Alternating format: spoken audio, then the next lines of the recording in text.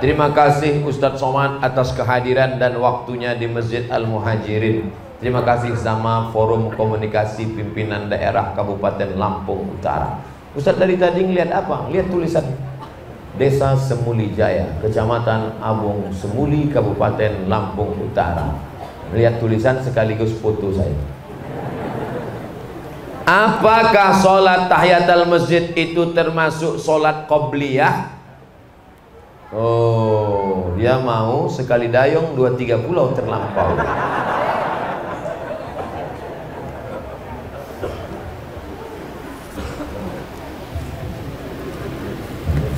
Masuk masjid, tiba-tiba jam dinding masjid itu sudah memberi tanda 2 menit, 2 menit, 2 menit, 2 menit. Kan ada jam yang gitu kan? Tinggal 2 menit, tinggal 2 menit, tinggal 2 menit, kata dia. Kita sholat qobliyah atau tahiyatul masjid? Tahiyatul masjid kalau dilaksanakan tidak dapat qobliyah. Tapi kalau dilaksanakan qobliyah, otomatis dapat tahiyatul masjid. Tapi jangan sering-sering. Jangan gara-gara ini lambat terus. Loh, selama ini ente cepat ke masjid, kok lambat? Kata Ustadz Somad, tunggu aja 2 menit mau koma. Mana tahu. Begitu sudah selesai qobliyah, masih tetap 2 menit, 2 menit. Rupanya jamnya rusak. Rumusnya kalau tahiyatul masjid tidak dapat qobliyah, tapi kalau qobliyah otomatis dapat tahiyatul. Saya nggak ngerti Pak Ustaz. Dalil pengambilan di mana? Idza dakhala ahadukumul masjidah, kalau kamu masuk masjid fala yajlis, jangan duduk, hatta yusolli rak'ataini, salat sunat 2 rakaat. Maka dia waktu masuk itu qobliyah otomatis dapat, karena sebelum duduk dia sudah laksanakan 2 rakaat. Ustadz, apa hukumnya membawa anak balita ke dalam masjid saat sholat berjamaah?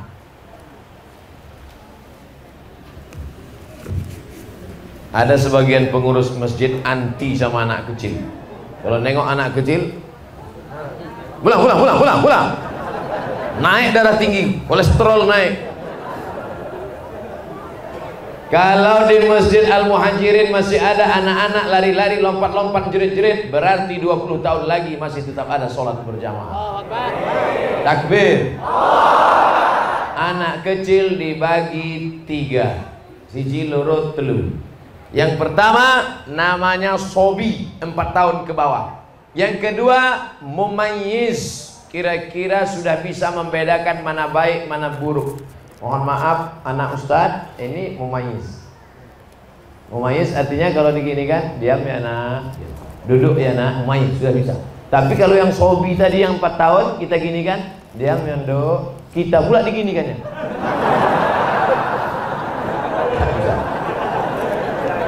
Yang ketiga amrod. Amrod hampir akil balik, jenggot hampir tumbuh, halus-halus. Amrod pakai dal bukan bot. Amrod kalau bot penyakit. Sobi, mumayyiz, amrod. Yang dibawa sholat ke masjid mumayyiz. Adapun yang usia 3 tahun tak bisa dibawa, karena waktu sebelum sholat bisa kita kasih tahu, dok kene yo, nggih. Begitu kita takbir, Allahu Akbar, lari dia. Kebetulan bapak yang di situ ada bawa kacamata, diletakkannya di bawah. Setiap anak tuh lewat, bapak tuh, gitu. Akhirnya salam bapak itu cuma sekali aja. Assalamualaikum warahmatullah. Anak sampean iki ya. Anak sampean iki, kata yang sebelah ngamuk, kata yang sebelah lagi, ojo dikeplai, pateni aja.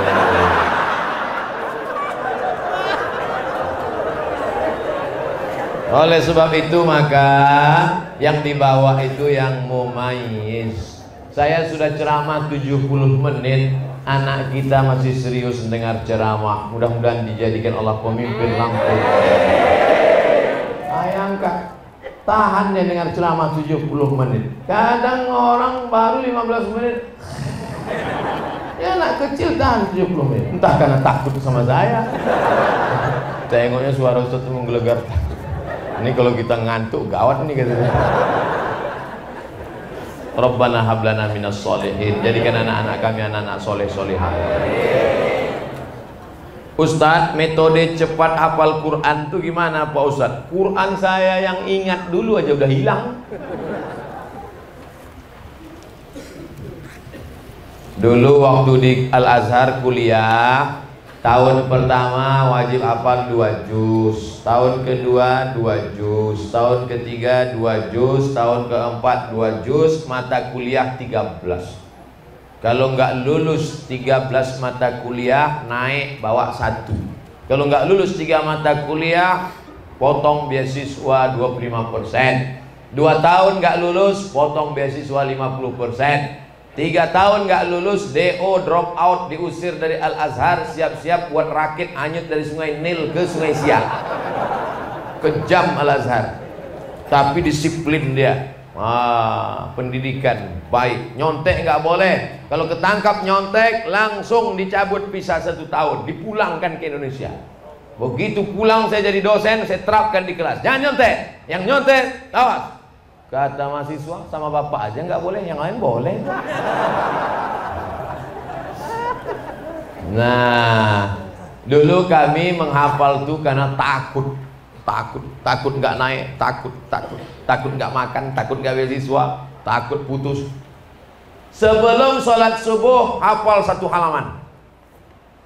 Sebelum sholat subuh, karena waktu itu kepala masih kosong, memori masih kuat. Sebelum sholat subuh hafal 1 halaman. Nanti diulang pada saat sholat qabliyah. Qabliyah zuhur, sholat zuhur, ba'diyah zuhur, qabliyah asar, qabliyah maghrib, ba'diyah maghrib, qabliyah isya, ba'diyah isya. Diulang dalam sholat. Setelah itu didengarkan ke teman. Hafal sebelum subuh, diulang-ulang dalam sholat, didengarkan ke teman, namanya tasmi'. Bro, coba dengarkan bacaan saya. Yang keempat, ditulis di kertas. Karena sekali menulis di kertas sama dengan mengulang 10 kali. Karena nulis itu pelan. Itu yang kami pakai dulu. Apakah seorang ibu single mom? Ternyata di desa Semulijaya, ibu itu sendiri disebut single mom. Apakah peran seorang single mom untuk menggantikan, memberikan peran seorang ayah kepada putranya Pak Ustadz? Iso apa ora iso? Bisa nggak seorang ibu menggantikan peran seorang ayah? Bisa kan ya? Langsung mereka jawab. Nabi Isa ada nggak ayahnya? Apakah Nabi Isa lalu kemudian nakal dan ketika ditangkap oleh polisi, kenapa kau nakal? Kurang kasih sayang. Nabi Ismail alaihissalam diantarkan Nabi Ibrahim ke kota Makkah al-Mukarramah. Setelah itu Ibrahim pulang ke Palestina. Artinya apa? Perempuan bisa membesarkan anaknya tanpa suami, tapi suami tak bisa membesarkan anaknya tanpa istri. Mana yang lebih hebat, laki-laki apa perempuan? Tengok, ngaku mereka. Tes, habis baterai. Artinya peran ini masing-masing mesti ada, tapi peran anak yang paling lama adalah dengan ibu. Karena dalam perut 9 bulan 10 hari perut siapa? Perut ibu. Yang menyusukan 2 tahun siapa? Ibu. Yang mengeluarkan meregang nyawa sampai dijahit siapa? Ibu. Adapun bapak peluk cium, kasih sayang, suruh ngurang bacaan. Makanya ibu sampai 3 kali ummuka, ummuka, ummuka, abuka. Karena ibu yang mengandung, melahirkan, menyusukan. Yang sempurna dapat kasih sayang ibu, dapat kasih sayang bapak, tapi yang lebih adalah ibu, ibu, ibu. Ini semua yang hebat-hebat ini, Bapak Bupati, Wakil Bupati, Bapak Sekda, alim ulama, semua laki-laki yang hebat ini keluar dari rahim ibu. Betul? Oleh sebab itu maka jangan pernah menyakiti ibu, karena perempuan adalah tempat kita membalas kasih sayang, mengharapkan turunnya rahmat Allah Subhanahu wa taala. Bagaimana hukumnya bila kita ingin merehab masjid? Bagus. Apakah amal jariah yang membangun masjid pertama akan hilang? Ketika Masjid Nabawi tiangnya batang korma, atapnya pelepah korma, dindingnya labin tanah liat yang dijemur kering dicetak 4, direnovasi oleh Sayyidina Utsman bin Affan. Abu Bakar, Umar, Utsman. Utsman merenovasi pertama Masjid Nabawi. Lalu sahabat komplain, bagaimana dengan yang nyumbang tiangnya? Berarti putuslah pahalanya Utsman. Utsman langsung membacakan hadis yang dia pernah dengar dari Nabi SAW. Man bana masjidan, siapa yang bangun masjid, banallah mislahu baitan fil jannah, maka Allah sudah bangunkan untuk dia satu tempat dalam surga. Mana tahu nanti Masjid Al-Muhajirin masyarakatnya melimpah ruah, rumah ripah loh jenawi, tongkat dan batu jadi tanaman, melimpah ruah rezeki, maka nanti masjid ini kita buat menjadi Islamic Center 2 tingkat insyaallah. Amin. Ada pondok tahfiz Qur'annya, ada tempat praktek dokternya, ada tempat kumpul anak mudanya. Apakah hilang pahala orang yang nyumbang dinding keramik? Tidak, maka tetap mengalir. Kalaupun mau dijual atapnya, maka dijual, duitnya tetap balik lagi ke masjid. Kalaupun dindingnya mau dihancurkan, dindingnya menjadi pondasi masjid atau ke masjid lain, tidak dibuang, tidak digunakan untuk sia-sia, karena dia adalah wakaf. Wakaf itu la yuba'u, tak boleh dijual, wala yuhabu, tak boleh dihibahkan, wala yurasu, tak boleh diwariskan, tapi wakaf kembali kepada wakaf. Makanya yang kemarin sudah nyumbang keramik, nggak perlu ditulis di situ keramik saya. Lalu ketika nanti ada direnovasi, nyari mana keramik saya, mana. Mudah-mudahan yang bangun masjid ini ikhlas, sudah dibangunkan tempatnya di surga. Oh, jadi Ustadz, kalau saya sedekah keramik di akhirat saya nanti dapat keramik. Ya, kalau saya kemarin buat atap di akhirat dapat atap. Ya. Tiba-tiba satu bapak nangis. Kamu kenapa nangis? Saya kemarin cuma ngasih WC, Pak Ustaz. Masa di akhirat cuma dapat WC? Mikirnya jangan logika dunia. A'datul ibadiyas salihin, aku siapkan untuk hambaku yang saleh, mala a'yunun ra'at, belum pernah dilihat mata, wala udhunun sami'at, belum pernah didengar telinga, wala khatara ala qalbi basar, belum pernah terlintas di hati manusia. Maka yang kemarin sedekah WC kamar mandi akan diberikan balasan tak pernah terlintas di hati manusia. Amin. Saya seorang difabel, mohon maaf, kurang salah satu kesempurnaan anggota tubuh fisik. Saudara-saudara kita yang dilebihkan Allah yang lain, tapi dikurangkan Allah yang lain. Saya sholat dalam keadaan duduk atau berdiri. Pas duduk antara dua sujud, dada saya tidak menghadap kiblat. Bagaimana Ustadz? Soalnya ada orang mengatakan sholat saya tidak diterima karena tidak sempurna. Yang wajib sempurna itu bagi orang yang sempurna. Yang tak sempurna gimana dia mau sempurna? La yukallifullahu nafsan illa wus'aha. Gak bisa sholat berdiri duduk, tapi duduknya bukan dari awal. Di awal tetap berdiri, bawa kursi, di awal tetap berdiri. Ghairil maghdubi alaihim waladdallin. Amin. Bismillahirrahmanirrahim. Qul huwallahu ahad, Allahus samad, lam yalid wa lam yulad wa lam yakul lahu kufuwan ahad. Ruku'. Allahu akbar. Sami Allahu liman hamidah. Apa sujudnya baru duduk. bukan dari awal dulu. Ustaz mau duduk aja banyak gaya. Saya praktek ini. Nah, jadi kalau memang dia bisa berdiri. Tapi kalau dari awal tak bisa berdiri. Orang yang kena vertigo nggak bisa berdiri. Vertigo nggak bisa. Asalnya goyang apa? Goyang. Dari awal tak bisa. Takut tumbang. Dari awal dulu. Allahu Akbar. Rukuknya setengah. Allahu Akbar. Sami Allahu liman hamidah. Sujudnya lebih rendah. Apakah kening mesti ditempelkan? Mau ditempel kemana? Takkan tempel ke tiang. Nah, oleh sebab itu maka ini termasuk dalam orang yang tak sempurna. Atau maaf cakap, tulang belakang bungkuk, lalu tidak bisa menghadap ke kiblat. Yang penting arah dia sudah. Fawalli wajhaka syatral masjidil.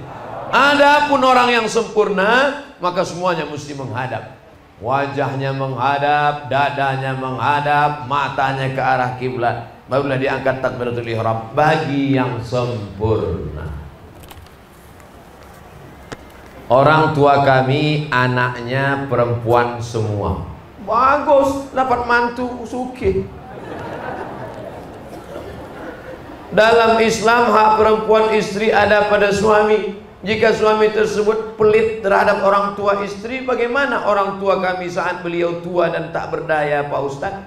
Makanya sebelum dapat mantu buat tim fit and proper test.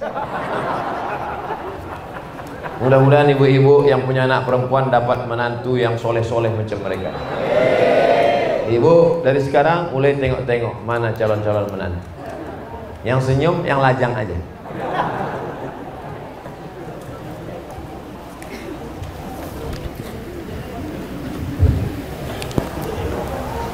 Kewajiban laki-laki pada perempuan: kasih makan, kasih pakaian, kasih tempat tinggal, beri pendidikan, beri perhatian. 5. Makan, pakaian, tempat tinggal, pendidikan, perhatian.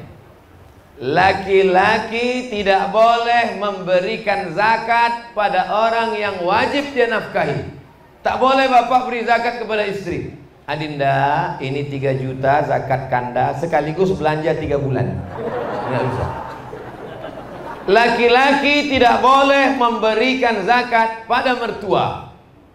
Kenapa? Karena istri, anak, orang tua, mertua wajib dinafkahi.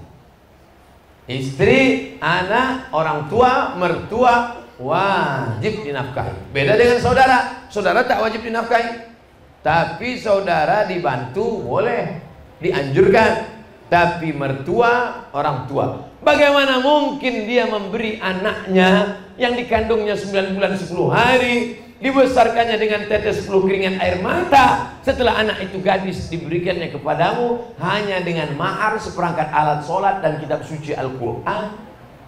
Kenapa dia beri anak gadisnya? Itu karena dia ikhlas lillahi ta'ala. Oleh sebab itu jangan kalian laki-laki membuat calon-calon ibu ini kehilangan anaknya, tapi justru ibu ini akan berkata, alhamdulillah Ustaz, dulu saya menganggap kalau anak saya dibawa oleh laki-laki, ini anak kami hilang, tapi ternyata kami malah dapat 2. Anak kami tetap ada dan menantu kami adalah orang yang luar biasa.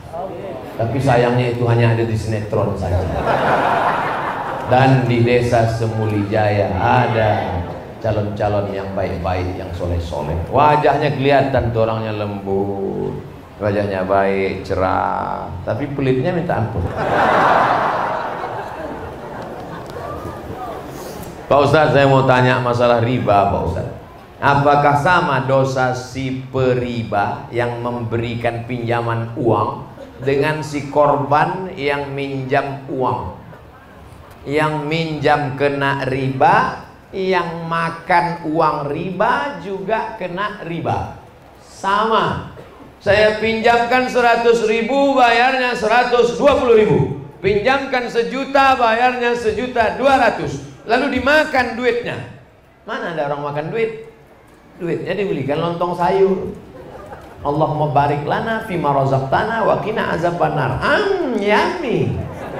Sepiring lontong berubah menjadi setetes darah. Setetes darah masuk ke dalam jantung karena jantung akan menyemprotkan darah naik ke otak. Setetes darah dari jantung naik ke otak. Nasiyatin kadzibatin khati'ah. Ubun-ubun, penipu, pembohong, pendosa. Kenapa ubun-ubun? Karena dari jantung naik ke ubun. Jangan sampai ubun-ubun anak kita kotor karena kita kasih duit riba, baik yang meminjam maupun yang memberikan pinjaman riba. Sepiring nasi goreng. Kok tiba-tiba Ustadz dari lontong ke nasi goreng? Terserah saya, yang ceramahkan saya. Sepiring nasi uduk, sepiring ayam penyet berubah menjadi setetes darah, darah berubah menjadi daging.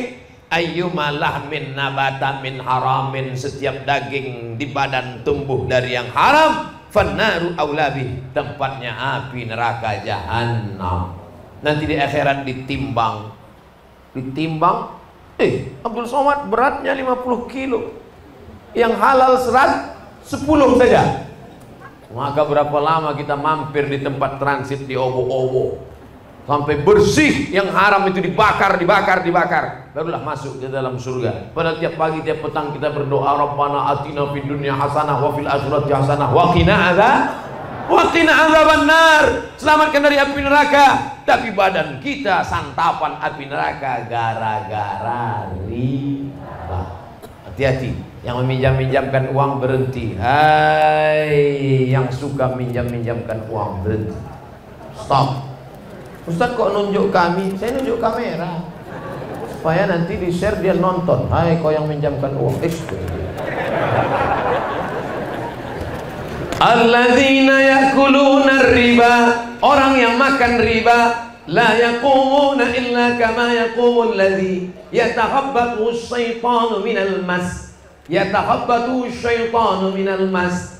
Orang yang makan riba nanti di akhirat bangun dari kubur seperti orang kerasukan setan. Kerasukan setan itu bahasa Jawanya apa? Kesambet, kesurukan. Nah, itulah dari itu. Nauzubillah. Mudah-mudahan kita selamat, anak cucu kita dari riba. Lebih baik penampilanmu bersahaja sederhana daripada kaya tapi karena riba.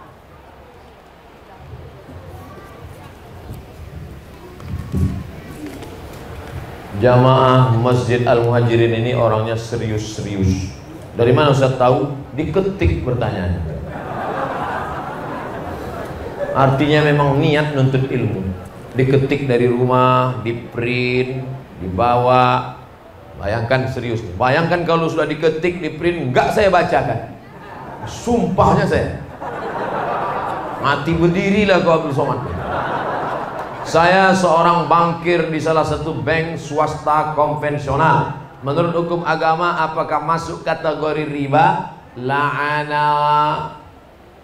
La'anallahu akilar riba, Allah melaknat orang yang makan riba. Wa mukilahu, orang yang memberi makan riba. Wa katibahu, pegawai pencatatnya. Wa syahidaihi, 2 orang saksi yang menjadi saksi dalam transaksi riba. Kulluhum sawa, semua mereka sama. Jadi gimana nasib saya Pak Ustadz? Kalau ada kerja lain pindah. Tak ada kerja lain Pak Ustadz, istri hamil tua, rumah belum lunas. Jangan kau lanjutkan, tak sampai hati aku mendengarnya. Boleh kerja di situ sampai dapat kerja yang layak karena hukum darurat. Pilihannya 2, makan babi atau mati. Pilih mana? Pilih makan babi apa mati? Jangan mati, nggak boleh. Pilih babi, ambil kecap, masak babi itu sedikit. Karena kita tidak boleh pilih mati. La tulqu bi aidikum ila tahlukah. Jangan kau jerumuskan dirimu ke dalam kebinasaan. Makan riba, makan babi, sementara datang pisang. Tapi kalau udah datang pisang, tinggalkan babi, makan pisang. Jangan nanti datang kawan bawa pisang, bro, ini ada pisang. Makanlah pisang, enak babi ini. Apakah saya berdosa apabila niat saya hanya untuk mencari nafkah keluarga? Di bank ini gajimu 5 juta, tapi kau kerja lain 3 juta masih bisa hidup. Pilih yang 3, tinggalkan 5. Tapi kalau tak ada sama sekali Pak Ustadz, maka di situ engkau darurat, niat dalam hati, ya Allah, beri aku pekerjaan yang lebih halal, lebih baik, akan kutinggalkan yang riba. Alhamdulillah Ustadz Somad, dengan ceramah Ustadz kemarin saya sudah meninggalkan. Kapan meninggalkannya? Baru kemarin. Umur berapa? 56 tahun. Rupanya pensiun. Apabila saya sudah punya keinginan atau niat suatu hari nanti atau dalam beberapa tahun ke depan akan berhenti dari tempat saya bekerja saat ini, namun saya masih mempersiapkan modal terlebih dahulu agar saya berhenti, saya memiliki penghasilan lain. Nah, ini panjang ceritanya. Pokoknya kalau ada kesempatan engkau meninggalkan riba, tinggalkan. Anggap ketika makan itu sama dengan makan babi, maka haram, lepaskan. Kita doakan mudah-mudahan yang terjerat riba dilepaskan Allah Subhanahu wa taala. Apa hukum orang sudah meninggal punya utang di bank? Apakah harus dibayar ahli waris atau dianggap lunas? Sedap kali.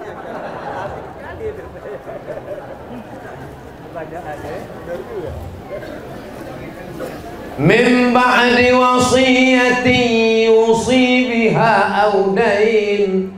Tidak boleh membagi harta warisan sebelum dikeluarkan dua. Yusi biha, keluarkan wasiat, audain, bayarkan hutang. Makanya jangan bangga kalau bapakmu punya harta warisan 1 miliar. Boleh jadi utangnya 1,5. Makanya kita baca, jangan beli ruko ini bermasalah, karena rupanya dibagi ahli waris tapi dituntut.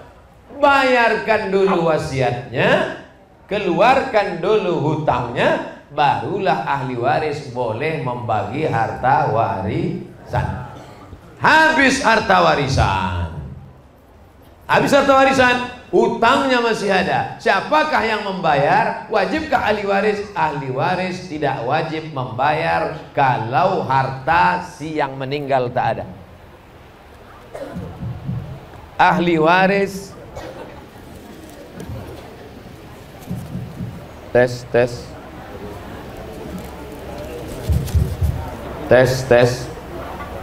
Ahli waris. Oh, yang ini mic-nya kecil, suara besar.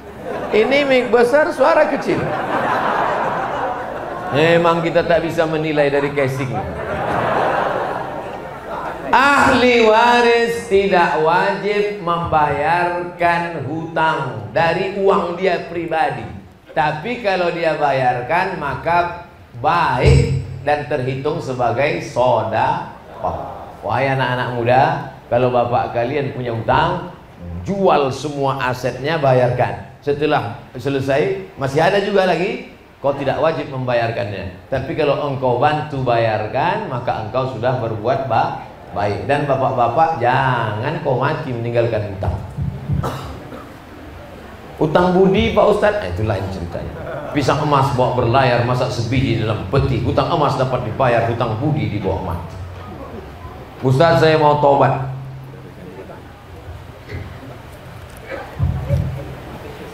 Ya, baik. Kasih jalan sini, dari sini Pak.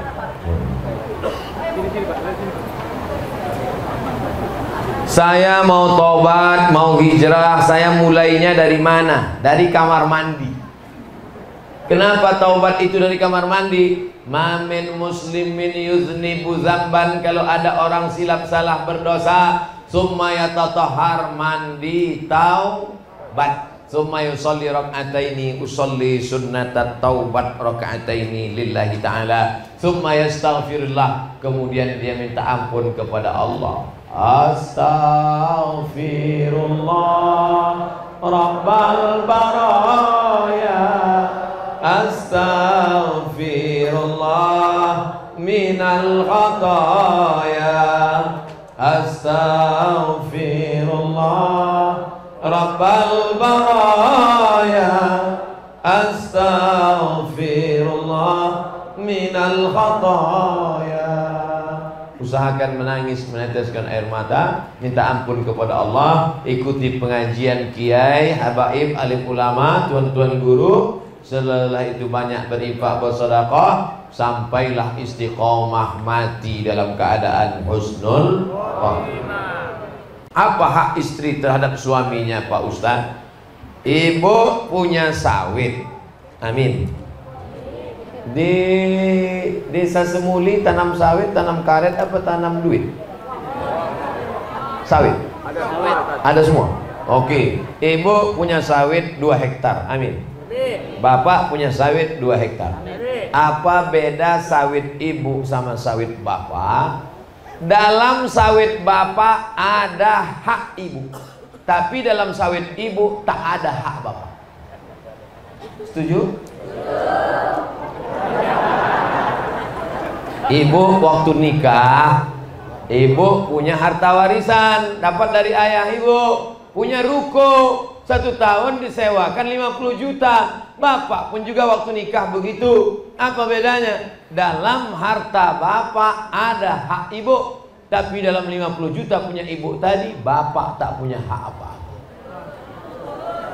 Tapi karena ibu ini cinta mati, apa kata dia? Mas, jangankan yang 50 juta ini, nyawaku kuberikan. Pakailah mas, pakai. Tapi kalau kau macam-macam, jadi laki-laki mesti ngerti bahwa harta dia itu ada nafkah bagi perempuan. Apa hak si ibu dari hak duit bapak tadi? Hak si ibu adalah kewajiban tanggung jawab bapak, kasih mereka makan. Ibu sudah makan? Belum. Yang kedua, kasih mereka pakaian. Ini ibu-ibu ini semuanya sudah dapat hak. Karena banyak di luar sana perempuan tak dapat hak.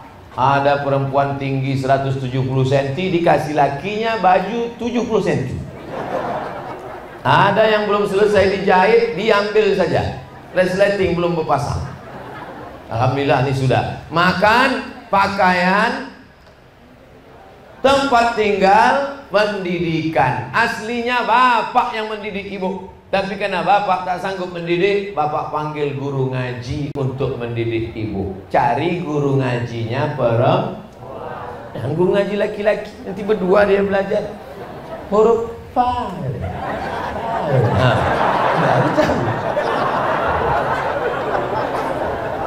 Makan, pakaian, pendidikan, tempat tinggal, pendidikan, perhatian. Kasih dia perhatian. Mama kok nggak tua-tua? Oh, dia pun melayang ke awan. Padahal dalam hati bapak, udah peot.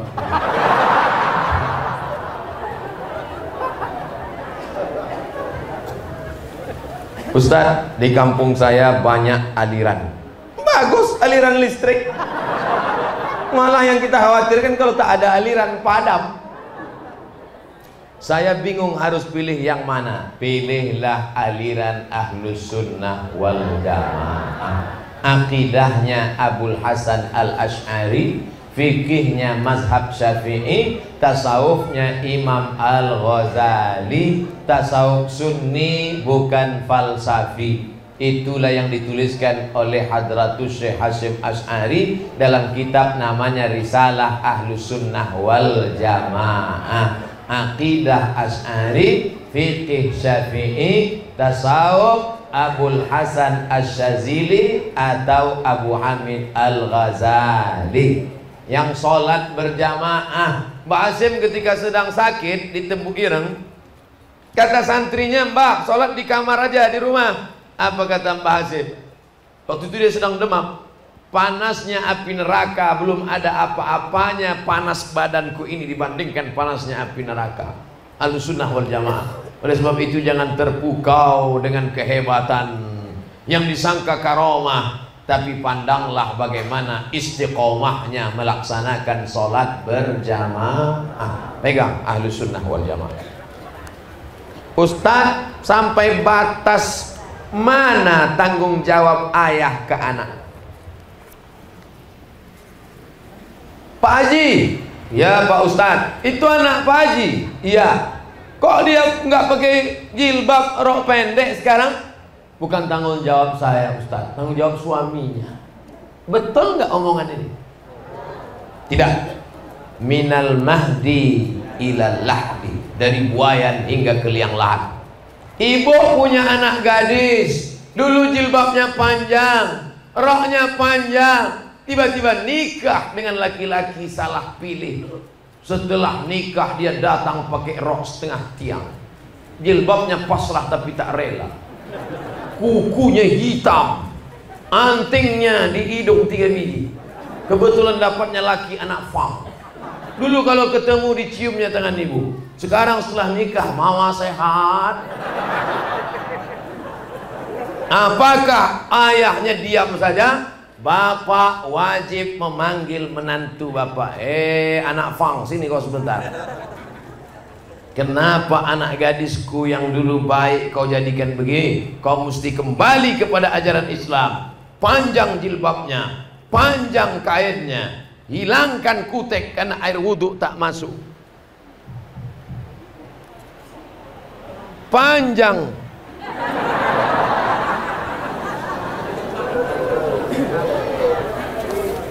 Jadi tanggung jawab bapak sampai mati. Mana dalilnya Pak Ustaz? Man ala salasa banatin, siapa yang punya 3 anak perempuan, fa'addabahunna, dididik dengan baik, masukkan ke pondok pesantren, ngaji sama kiai, wa zawwajahunna, nikahkan dengan suami yang soleh-soleh, wa ahsana ilaihinna, buat baik sampai mati, falahul jannah, surgalah baginya. Mudah-mudahan bapak ibu yang punya anak rawat sampai mati dapat surga, janji Allah. Selamat datang di bumi sang rua jurai. Nak bertanya tas, janganlah disingkat, pakai us lah. Ini jamaah ini kadang ada yang nulis di sini tas, rupanya usnya di situ. Us. Selamat datang us. Tasnya di sini. Hebat masyarakat desa Semulijaya. Bagaimana sosok ideal seorang menantu laki-laki dalam Islam? Laki-laki memilih perempuan sifatnya 4. Tungkahul mar'atu li arba', perempuan dinikahi karena 4. 5 liha, kaya, wali hasabiha, keturunan baik-baik, wali jamaliha, cantik, wali diniha, karena agamanya. Jangan pandang karena hartanya, harta akan binasa. Jangan pandang karena uangnya, uang akan sirna. Pandanglah karena taat beragama, karena itu yang tidak akan lapuk, karena hujan tak akan lekang karena panas. Laki-laki memilih perempuan 4 sifatnya. Sekarang dibalik, perempuan melihat laki-laki 2 sifatnya. Idza ja'akum man tardawna dinahu, kalau laki-laki itu baik agamanya, wa khuluquhu, baik akhlaknya, fazawijuhu, nikahkan dia dengan anak gadismu. Bu, kalau baik akhlaknya, baik agamanya, nikahkan dia dengan anak gadismu. Siap? Yang bilang siap tuh ini yang punya anak. Jangan kau tengok kendaraannya. Kalau datang naik ojek kau usir pulang. Kap 70 kasih air putih, Kijang Innova kopi susu, Alphard masuk, rupanya 3 bulan angsuran nggak dibayar, Al-Fatihah.